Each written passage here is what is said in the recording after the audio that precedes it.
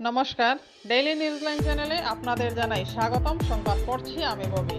পৌষ সংক্রান্তি উপলক্ষে সোমবার ধলাইয়ের সর্বত্রই ছিল খুশির হাওয়া। এদিন বিভিন্ন বয়সের মানুষকে আনন্দে মেতে উঠতে দেখা যায়। সারাদিন ব্যাপী ধর্মীয় রীতিনীতি অনুসারে চলে নানা অনুষ্ঠান। পিঠে পুলির ছড়াছড়ি ছিল সর্বত্রই। এদিকে পৌষ সংক্রান্তি উপলক্ষে ধলাইয়ের পালংঘাটের পালংটিলা, জীবন গ্রামের বাবনখাল ও আমড়াঘাট সংলগ্ন কৃষ্ণপুরে পৃথক পৃথকভাবে শুরু হয়েছে পৌষ সংক্রান্তির মেলা। মেলাগুলোতে প্রচুর জনসমাগম ঘটছে। সোমবার পালংটিলা পৌষ সংক্রান্তি মেলা কমিটির কর্মকর্তারা বলেন, তাদের মহাদেববাড়ির মকর সংক্রান্তির মেলা 100 বছরে পা দিতে চলেছে, তাই এবার তারা কিছুটা বড় করেই মেলার আয়োজন করেছেন। এদিন বিকেলে পালংটিলা মহাদেববাড়ির পৌষ সংক্রান্তি মেলা কমিটির উদ্যোগে এক বিশাল রথযাত্রা বের করা হয়। রথযাত্রা শেষে লুটের প্রসাদ বিতরণ করা হয়।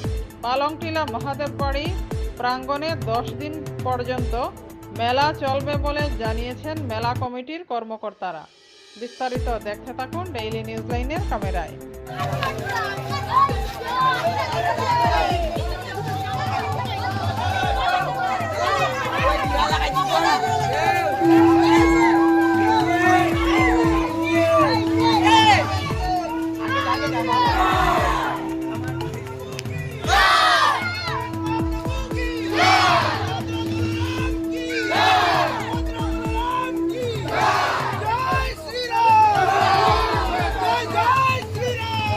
নমস্কার, পৌষ সংক্রান্তি উপলক্ষে আমরা পালংটিলা মহাদেববাড়ি কমিটির পক্ষ থেকে সবাইকে সাদর অভিনন্দন।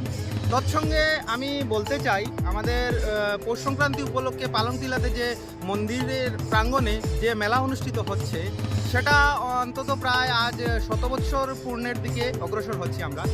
এবার আমরা ধুমধাম করে 100 বছর পূর্ণ উপলক্ষে আমরা সেটা ওই দিকে নজর দিয়ে আমরা একটু মেলাটিকে আরও সুন্দর করার চেষ্টা করেছি। এখানে আমাদের মিজোরাম থেকেও আমাদের আনন্দ মেলা একটি মেলা আমাদের এসে সংযুক্ত হয়েছে।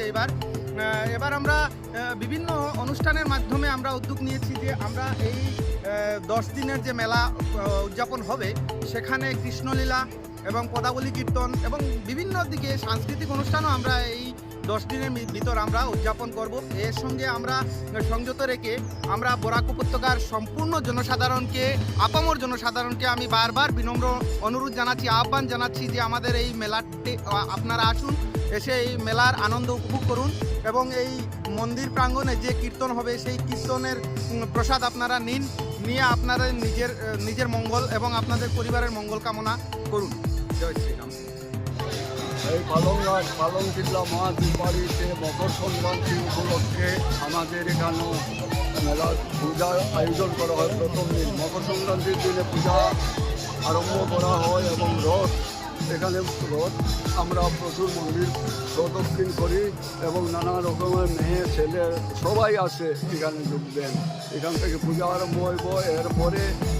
এরপরে 10 দিনের মতো মেলা আরম্ভ হয়। 10 দিনের মতো মেলায় প্রচুর গান বাজনান, পদাবলী কীর্তন, কৃষ্ণ নাম যতই আছে সবগুলা এখানে প্রচলন করা হইব। প্রায় 10 থেকে 15 দিনের মতো মেলা হয়।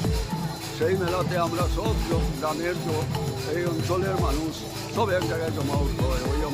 এই গান বাজনটাকে সুন্দর এবং সাফল্যমণ্ডিত করে চলি। সেই জন্যই আমরা এখানে আজকে মকর সংক্রান্তি উপলক্ষে মেলাটা আরম্ভ করেছি। এটা বহু প্রাচীন যুগ থেকে আরম্ভ হয়, ব্রিটিশের আমল থেকে এখানে মেলা হয়। এই মেলাতে নানান রকমের জনসাধারণ খেলা বাজনা, দোকানপাট সবই জমে। এখানে পারমিশন নিয়েই মেলা হয়। এখানে কোনো রকমের গণ্ডগোল হয় না। সব হিন্দু সমাজের মেলায়। সেই জন্যই আমরা এই মেলাটাকে সুন্দর এবং সক্ষম রাখার জন্য কমিটি গঠন করে এখানে সুন্দরভাবে করতে হবে।